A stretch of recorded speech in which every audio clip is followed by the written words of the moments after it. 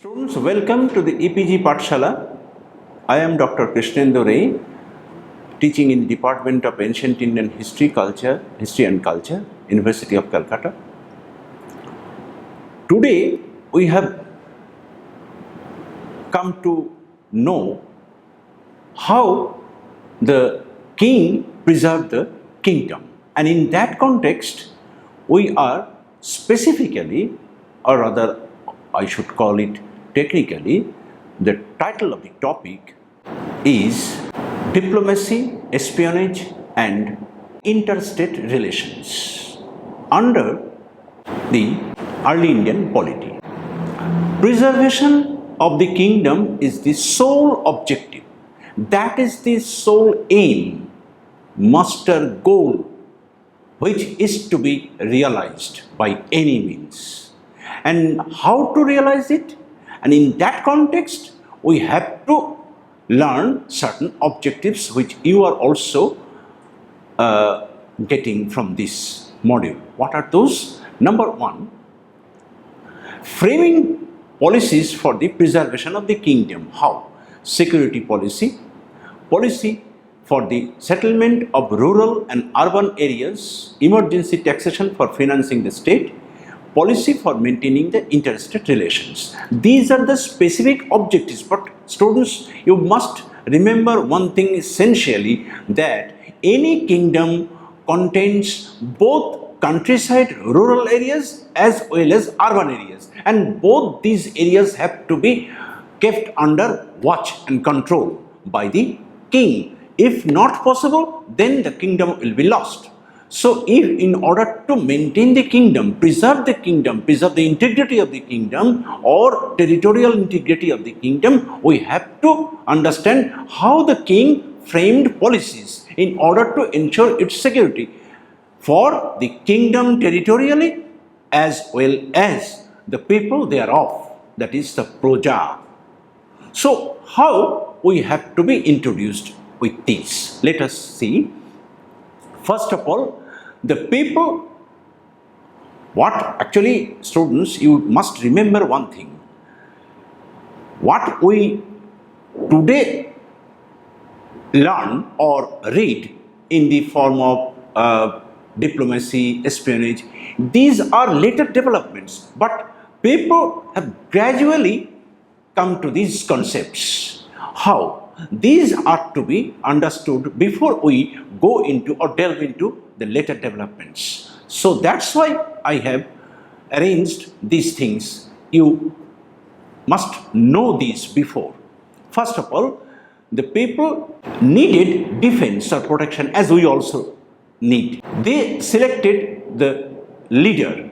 The leader provided protection or safeguard in the interests of the common people. In order to ensure the leader or chief established his command over the people and the right over the resources. Students, you must remember one thing very carefully. Whatever you do, you must have in your possession some resources so that you can perform it.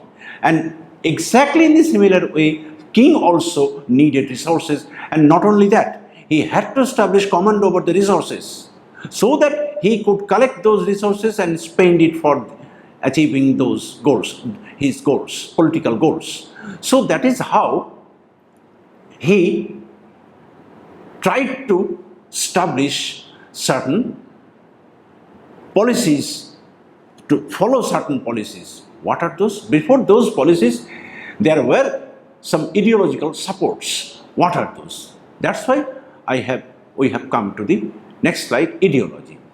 Theoretically, we get the reference to the Chakraborty ruler. Students, one thing very carefully to be noted is we in different textual sources get the reference to the Chakraborty ruler. It means whole earth. No ruler actually became like this.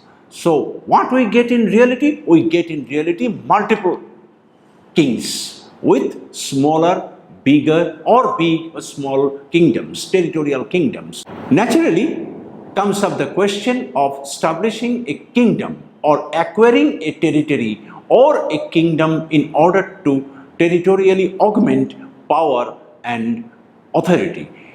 Whenever a king established a kingdom, be it maybe it was a small, maybe it was a big, but at the same time the king also tried to augment his power and authority territorially.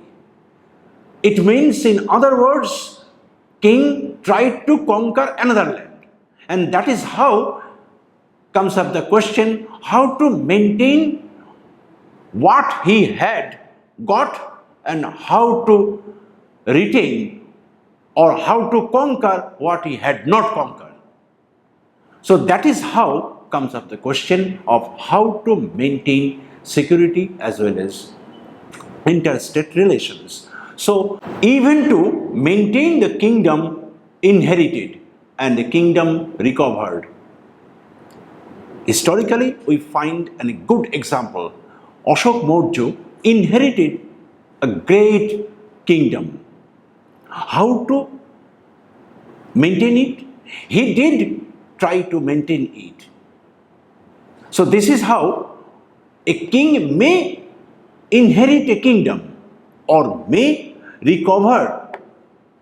You know, in the case of the Palas of Bengal, Mohipal first, he recovered a kingdom, a part of the kingdom that his forefathers had inherited or established. So this is how historically we have examples how the king recovered the lost kingdom or how the king established the kingdom, and that's how comes up the question of maintaining interstate relations or maintaining security for the people as well as the kingdom. So this is how we come to the next point. The chief or lord became the Raja. That is the Raja, that is individual who was capable to lead the people, to provide protection or defense. He became the Raja. After that, this led the Raja to establish his power and authority territorially in the form of a kingdom, or what we may call the king's dominion. King's dominion, the area over which king's authority was supreme. That is the area, that is the domain, that is the kingdom, that is, you may call, empire also. It was essentially an area over which was under the authority or command of the king. But at the same time, you must remember one thing. The king never became the sovereign, because sovereign king means there was no other king, only one king. But there, in early Indian history, we get number of kings. Each tried to become the sovereign king. That was their policy, part of policy. But at the same time, when they tried to do it, tried to achieve it in reality, it means they invited wars, they invited relations, they invited interstate relations, and they also tried to maintain what they had got, resources and other things also. So this is how we have to understand one more thing, how to settle urban and rural areas in order to establish the integrity or the security of the kingdom that he had established or inherited or recovered. So what is that policy for preservation? Number one, security policy, we have already told it. Policy for the settlement of rural and urban areas, emergency taxation, we have already told you that any kingdom contains two parts, country parts and urban areas. Both areas have to be secured, have to be maintained. And in that case, king always required finances, resources, not only finances but also other resources, both human as well as non-human resources, so that the king could maintain his kingdom. What next? So security policy. How to secure? What to be secured? No, only the kingdom, only the people, and not other things. What we get? We get the king's personal security. Remember, if king dies, then no other things will exist. So king has to remain, has to be alive, has to maintain his security. So king's personal security, essential for ensuring the protection of the kingdom. Security against the princes, security against the officials and other kings through the social secret agencies or agents. Security against the loyal and disloyal people. Because in any kingdom, all the people are not or do not remain loyal to the king. There may be some people who are disloyal. So they may cause the destruction of the kingdom. So security always to be arranged against them also, so that they cannot raise their heads against the kingdom, against the king. So security has to be maintained accordingly. Next, security against the thorns, which to be eradicated. Thorns means, in Kautilya Arthashastra, we get a clear-cut reference, Kantaka Shodhan, that is, thorns to be eradicated, to be removed. Thorns may be disloyal people, maybe tax defaulters, maybe other people, maybe enemies in different forms. All these are thorns, all these are considered thorns to be removed for the security of the people of the kingdom. So we have to be very, very careful about their whereabouts. Next, security of the kingdom, of the king and the kingdom. This is how we have to maintain the security policy. Policy for the settlement of rural and urban areas. We have already told you that every kingdom has two parts, and country or rural parts provide the supplies, provide the resources which are needed by the people of other areas, as well as the urban areas also to be settled, so that they can move with their merchandise or other things, and also the king can move from one place to the other with streets and other things to be organized within the space demarcated from what we get or what we call the rural space.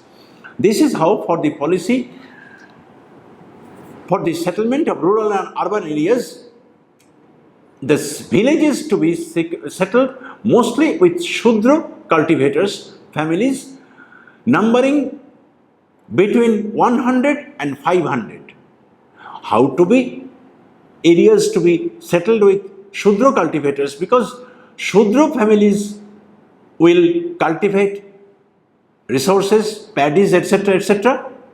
They will supply and prepared fields to be given to the farmers, so that they can get an incentive from the government, that is the king, and try to produce what other peoples need. Next thing, loans to be given. Loans means not only money but also other implements maybe. All those government supports to be given to the farmers, so that they can cultivate lands, cultivate other agriculture, they can produce agricultural goods, products. Agrarian products will survive, will be supplied to the other people through the states organized in the geographical spaces. So what we get? Next time, irrigation projects to be undertaken, so that agricultural products may be plenty. Next thing, mines, factories to be worked out. That is, the hidden treasures to be brought out of the earth. And those are to be processed in certain factories, that is what is called workshops, karkhanas. And pastures grounds to be provided so that the cattle can be maintained in those grounds, pasture grounds. Then land and waterways to be open for trade. Just now I have told you, people cannot remain in isolation. They always seek association with others, connection with others, and this connection can be established or actualized by organizing streets, roads, national highways as we maintain today. They also needed these things in order to communicate with others.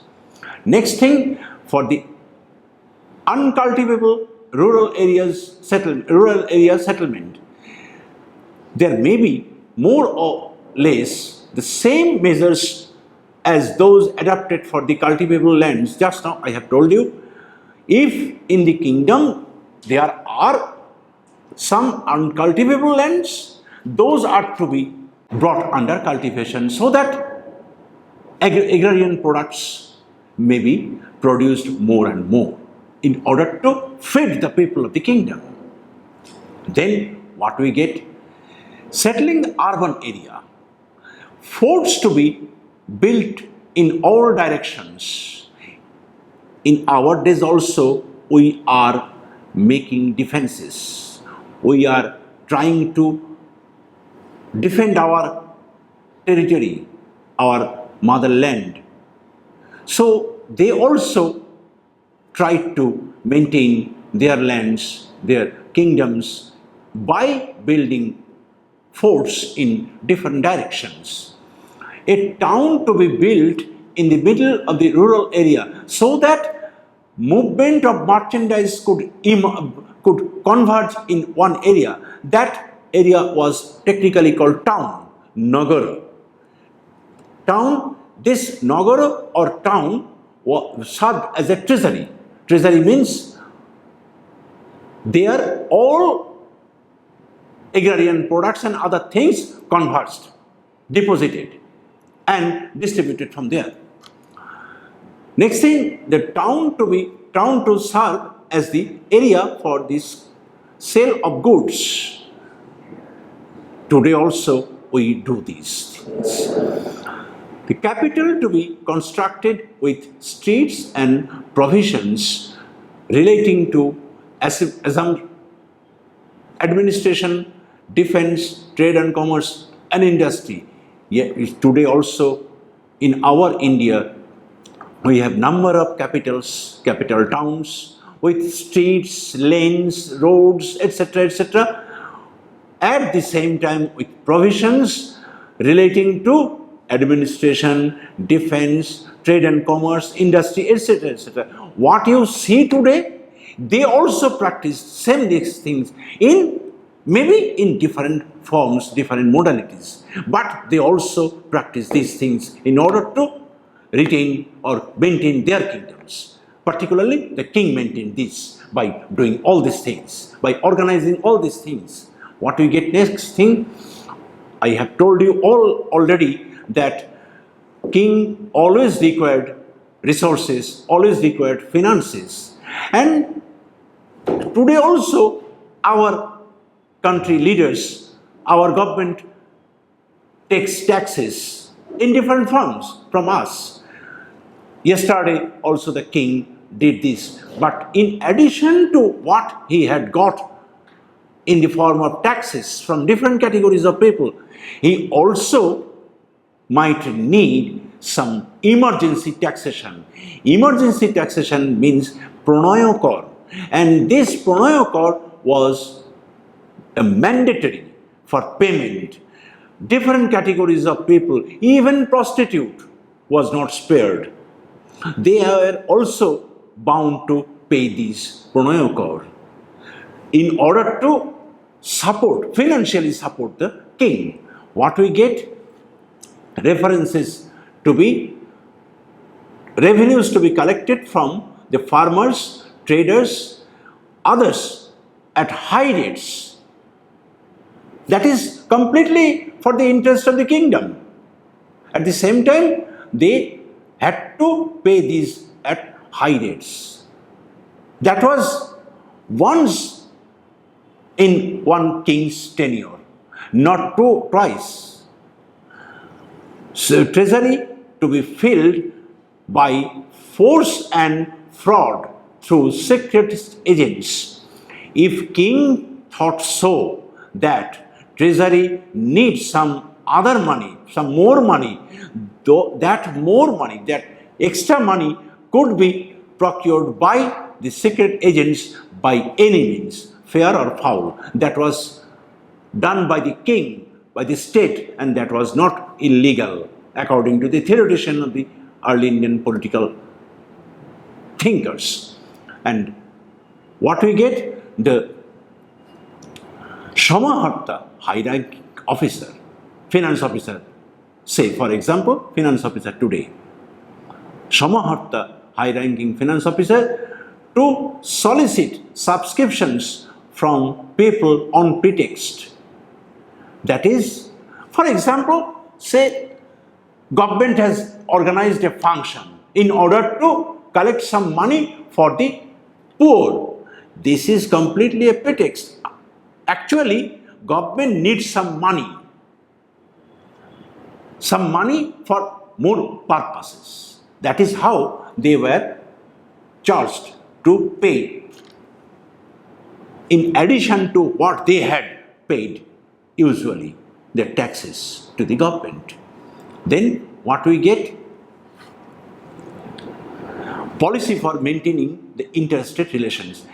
Now, so far, what we have seen that the king maintains the kingdom as well as the people thereof with the assistance of resources and other agents, secret agents, etc., etc.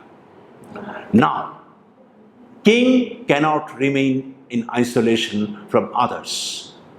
King always, I have told you just now, that king always tries to conquer another territory, augment his power and authority territorially. It means kings always on the making or try to annex another territorial kingdom.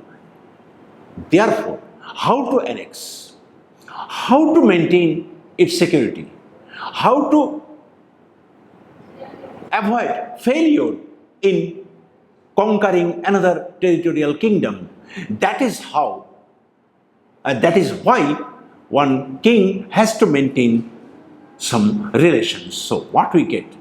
Policy, in regard to the policy, following the sixfold policy, that is Shadgunas, Sandhi, peace pact, Vigraha, creating hostilities, Asana, remaining stationary, Yana, marching into battle, Sangstraya, seeking refuge, Doidhi Bhava, double stratagem. This double stratagem, what is this? This is actually one king wars with another king, at the same time maintains peace with another king. War and peace, both are being conducted, both policies are being conducted at the simultaneously. Hostilities with another king and peace with another king. This is called Doidhi Bhav, that is double stratagem. Dual strategies being followed, being pursued at the same time. What we get next? For having a work, Vyama, and all these Shadgunas, that is sixfold policies, to be followed for two major things. One, Vyamo, that is work, and for the result, that is Sham, that is what the king wants to do, wants to work.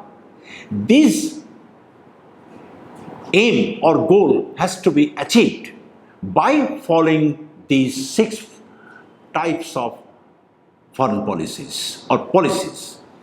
So, we come to the next point, categories and concepts of the interstate relations. In this case, what we get? Every state, every kingdom is based on seven elements, seven constituent elements which play a pivotal role in the making of a kingdom. What are those seven elements? Number one, Shami. Number two, Amatto. Number three, Janapada. Amatto means officers. Shami means king. Janapada means territory. Durga means forts. Kosha means treasury. And Danda means law, which rules. And last of all is Mitra, ally. Just now I have told you that no one can remain in isolation, even not you and me also.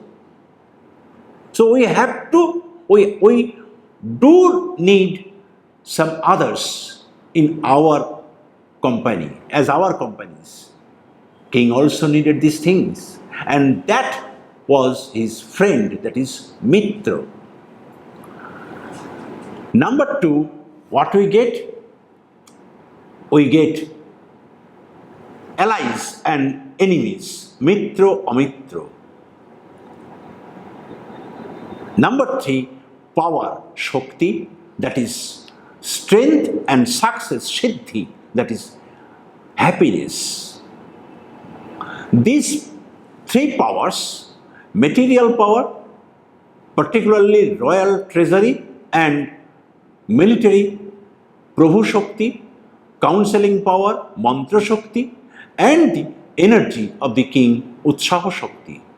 King must be energetic, otherwise nothing can be possible. So this thing is very, very important. Number three, thus the knowledge, revenue, and military of the king emphasized upon. Any kingdom, even today also, if the kingdom, the king does not have military resources and his energy or intellect, nothing will be possible. Even today it is also true. You can understand it very clearly. And what we get next? All these things to be followed only for one thing, that is progress. In which direction? In which sectors? Let us come to progress. The sixfold policy to be applied for realizing the sole objective progress of the kingdom. The king is fixed, king is stuck to the sole objective, how to ensure progress of the kingdom and the people thereof. This is the sole objective that has to be achieved, that must be achieved by the king. Number two, progress to be sought through war, when the king thinks himself rich economically, militarily, and capable of removing the enemy's attacks, ruling the enemy's achievements, ruining the enemy's achievements. Number three, progress may be ensured by following a double program: the development of the king's own production at the cost of that of his enemy. Number three, strengthening the king's military and political position. We have already made it clear to you. And all these things can be possible if the king remains always in the know of all or what is going on within his kingdom, and this is possible, can be possible only with the assistance of the secret agents. This is why we have now come to the point espionage, that is secret agents. Who were the secret agents? Who served as secret agents for the king? They always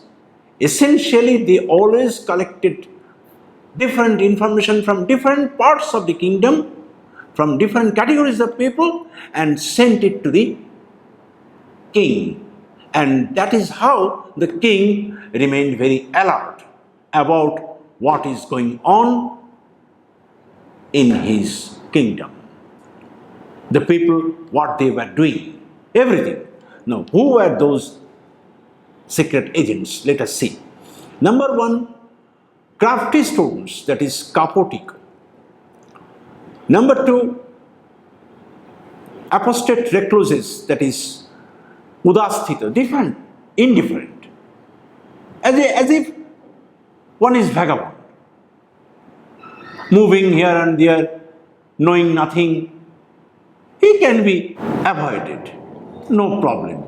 But at the same time, in that disguise, he is collecting information for the king. So this is how udasthita. Number three, agents working under cover as householders, grihopatik, and as if they are husband and wife, they are making their worldly affairs, grihopatiko. But at the same time, under this pretext, they are collecting information for the king. Number three, merchants, boidehok, ascetics, secret agents, kshatri, techno, and poisoners. Like these, we have many categories of people who served as the agents of the king, collected news, information for the king. So they, in one word, we should remember that anybody can be an agent of the king. Anybody. If the king thinks so, he is responsible, he is useful, he may be an agent of the king. Today also we see many people may be agents. So what we get next? At this point comes the Potivedako, that is from Ashokan inscriptions we get a reference, very important reference, Potivedako in Prakrit language, Potivedako, that is Prativedako. Even today also Prativedon is there, Prativedako is there, that is news reporter.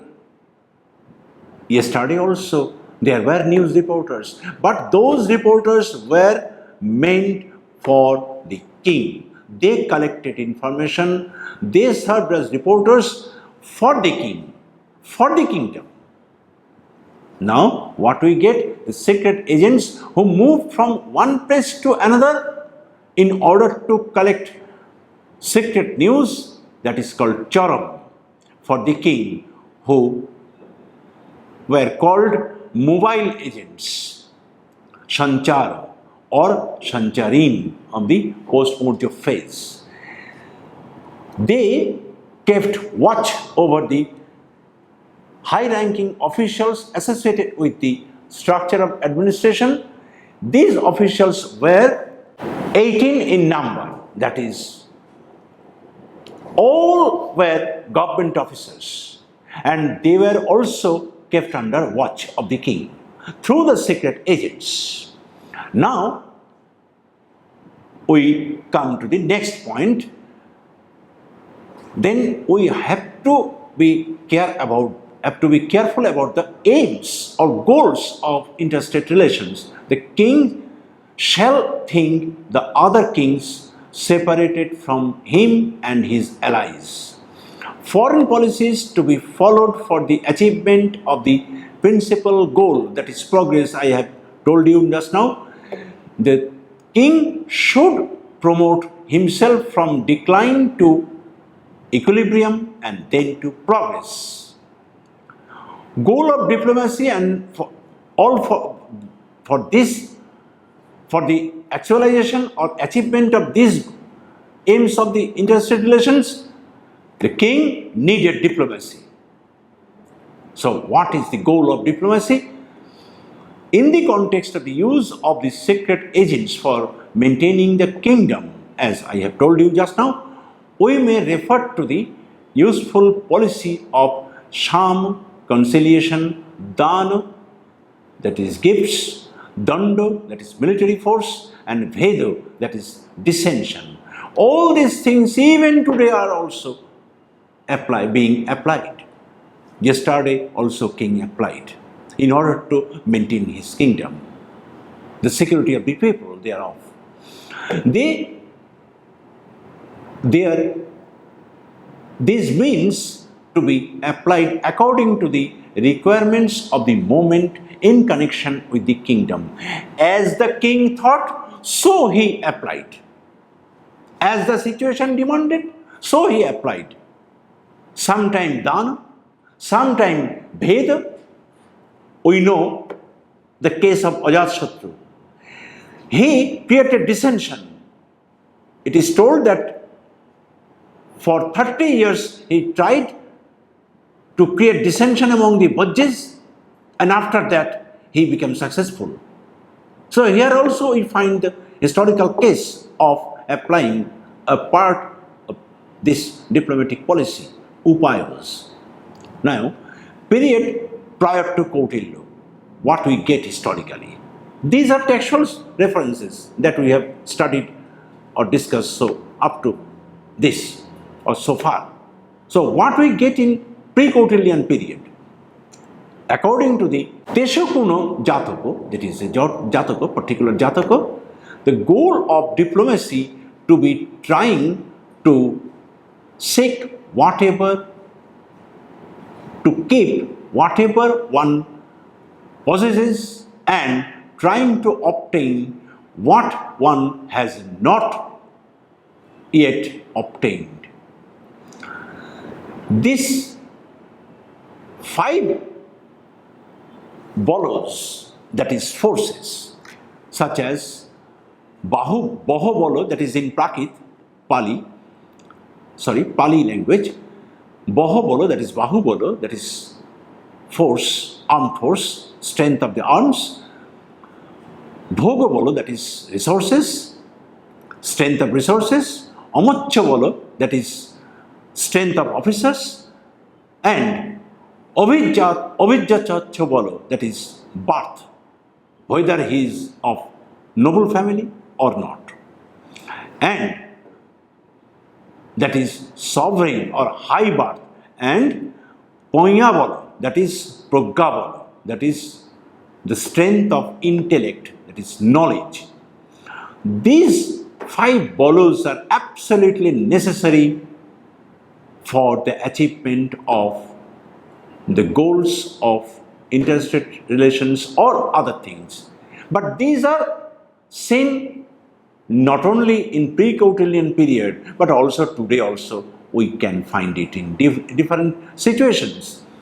Number 3, what we get in Kautilian period, we have just now detailed it in different sections, what we get in regard to the Kautilian diplomatic measures or interstate relations during the Kautilian period. What we next? Remember one thing, what we discuss in connection with espionage or interstate relations or diplomacy, often we rely on the Kautilian Arthashastra, but there were other texts also. They also knew what they have recorded. Let us check this. First of all, we come to Jagavalka. That is also a text, Sanskrit text, early Christian era, pre-Christian and Christian era tradition. What we get?